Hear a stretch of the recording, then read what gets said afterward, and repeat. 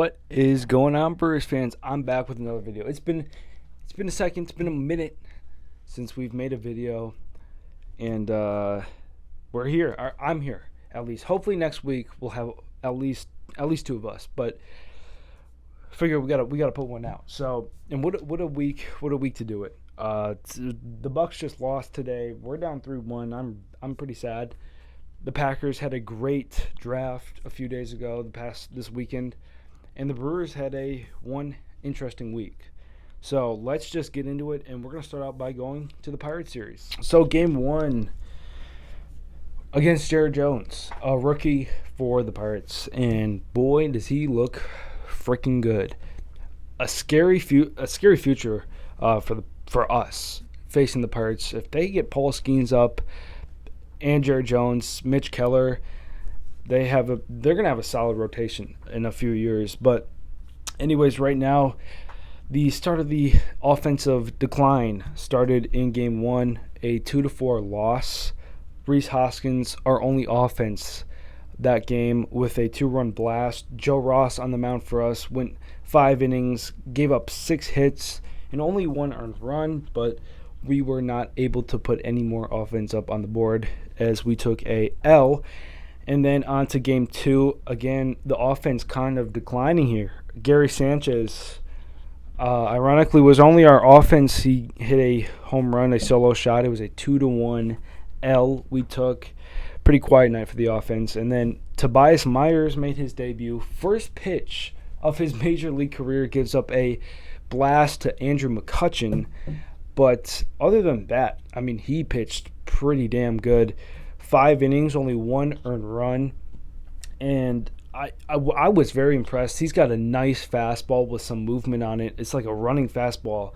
And he's got a pretty good slider, and I think he's got a curveball, if I remember right, to go along with that. So he, honestly, for kind of being unheard of, he pitched pretty damn well. So got to give credit to him. And then on to game 3. This was a interesting game. Sal had 2 hits. William Contreras had 3 hits. This was a kind of like a bullpen game for both teams. Bryce Wilson started for us. He only gave up 2 earned runs. I think he went 4 innings, and then Hudson Peguero and then Trevor McGill got the save. We still don't have a set closer, so Trevor McGill has been doing some closing for us, and he hasn't been horrible. On to game 4. This was, first inning, William Contreras, my God, he hit one, I think about 460 feet. That was a beauty. And then down late innings here, Gary Sanchez at the plate, runner on first, if my memory serves me right. He goes and takes a 102 mile-an-hour fastball from Aroldis Chapman. First of all, outside and off the plate, he goes opposite field and hits a clutch game-winning home run for the Brewers in the 8th inning. That was Gary Sanchez. He's I think this series, he really has improved. I mean, he's batting over 200 now after the Yankee series, and yeah, it took him like 7 at-bats to get his first hit as a Brewer. So I will say, he's been getting better, and I was shitting on him a lot early, so good to see him doing well. Let's just go right to the Yankee series. Game 1, how about the Joey Ortiz legacy game? My God, he got his first career home run. A line drive, is like 110 miles an hour off the bat, goes into left field for his first career home run. He only went 2 for 4, but we'll talk about his game winner in just a second. Rake Perkins hits his first home run in Miller Park. He's batting still over 300 for us, and I didn't really think he would do much at all as a Brewer. Like last year when he just came up, I'm like, who the hell is this guy? But Blake Perkins is actually solidifying himself as a solid role player for this team. I mean, he's pretty much an everyday starter. So who would have thought Blake Perkins would be one of our better hitters right now on the team? And then again, Joey Ortiz, first career walk-off home run in the 11th inning, hits a single and gets his jersey ripped off. What a game for him, for the rookie. It's awesome to see. Game 2 is kind of where the massacre starts for the Brewers pitching. Joe Ross on the mound goes 6. I don't even know how long he went, but he gave up 6 earned runs, a home run to Verdugo, I remember, and then, he gave up 8 hits. He kind of got knocked around. Our offense didn't do much either. When Owen Miller is pitching, good things usually are not happening. So that was just we're just going to skip by, and then on to game 3. Not much better, but Tobias Myers makes his second career start. He did struggled a little bit. 5 innings pitched, 4 earned runs. But again, it's a good Yankees team, so you can't give them too much shit for this game. Abner Uribe comes in, and then Aaron Judge thinks he is prime Shaq, trying to block the baseball in a double play. Now, listen, I've seen the videos. I've seen people saying, "Oh, he does that every time." But in my opinion, I think it doesn't matter if he does it all the time or not. If the runner knocks away the ball, intentional or not, I think it should be an interference of some sort, because that was going to clearly be a double play. We give up 15 runs, but instead of having 2 outs, no runners on that inning, we only have 1 out with a runner on, and then the Yankees offense just started to pound it on us. So, I don't want to blame that for that, but can't say it helped. And then Uribe ended up giving up 5 runs and another 15-run outing for the Yankees offense. So I said I wanted to talk about the pitching injuries, so let's just get into that really quick. So going into the season already, Brandon Woodruff was on the injured report. Devin Williams would soonly join him about 2 weeks into spring training. And we already had a very short pitching rotation. After the Burns trade, and we knew Woodruff would be out most of this year, it was pretty much Freddie Peralta and a bunch of bottom rotational guys. Other than Wade Miley. Wade Miley could be whatever. But right now, let me just read off this injured list really quick at the moment here.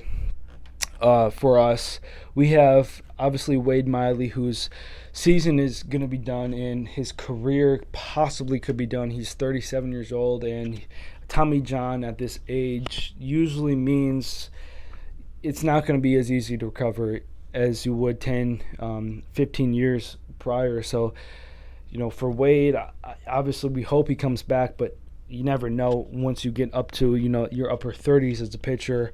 DL Hall now is on the 15-day IL. J.B. Pekowskis is on the IL. Before Trevor McGill, he was on the IL with a scary concussion I think he had from passing out from food poisoning, which baseball injuries are just the weirdest. I don't get it. Jacob Junis, another starting pitcher, is on the IL. And right now I think, I've seen all the comments, all the Brewers fans saying we should sign Trevor Bauer. Not saying that we should, but we need, I think, in my opinion, some sort of veteran, some sort of just anybody that has some kind of experience at the major league level to be the 4 or 5 in our rotation right now, because we literally are putting out random dudes from AAA.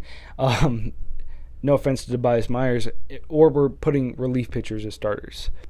So, sorry about that. But anyways, long story short is we need pitching depth if we want to compete in the NL Central, which we clearly are. We're a very young team, but we're so talented, there's no way that we should not be trying to win the division. The Cubs really are pretty much our only threat, is what it looks like. And, man, the injuries are so frustrating because we could be even better than what we are doing right now. But yeah, I mean, so we need some kind of fire in our pitching rotation because Freddie Peralta can't go out there 7 days a week and pitch, unfortunately. And then another thing, I haven't really been seeing this, but people talking about Chourio struggling. He's like 3 for 37 now, and if anybody is worried out there, don't be. This happened with pretty much every rookie on our team last year. They started out so strong. They started out great. Even Joey Weimer. They all started out great. And then after about 2 to 3 weeks, they fell off. For their offensive numbers just were slowly declining, and then they kind of stopped being talked about. And I mean, look at Bryce Terang and Sal Frelick right now. They are two of the best hitters on the team, arguably, besides William Contreras. And they had the same thing last year. They started out so strong. They looked like they were going to be the next Barry Bonds, and then they really struggled at the plate, especially Bryce Terang. Right now, Bryce Terang is statistically probably our second best hitter on the team. So if you're worried about Chourio, don't be. He's only 20. Again, he's only 20 years old. He skipped AAA, doing that kind of jump from AA to a little bit of spring training to the major league level is very hard. So give him some time. He will definitely be back. He's still got the speed, got the defense. So just bear with it. And yeah. Some more thoughts just on the team right now, since it's been a while. Joey Ortiz, not Joey Weimer.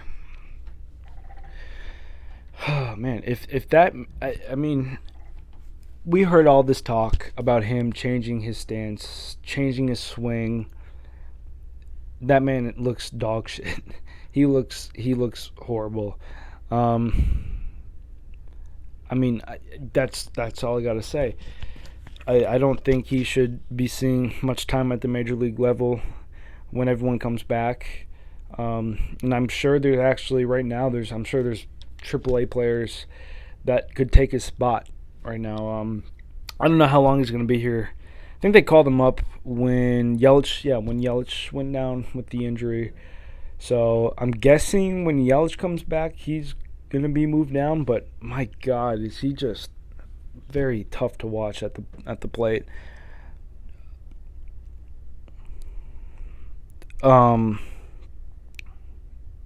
Jake Bauers has been kind of clutch randomly.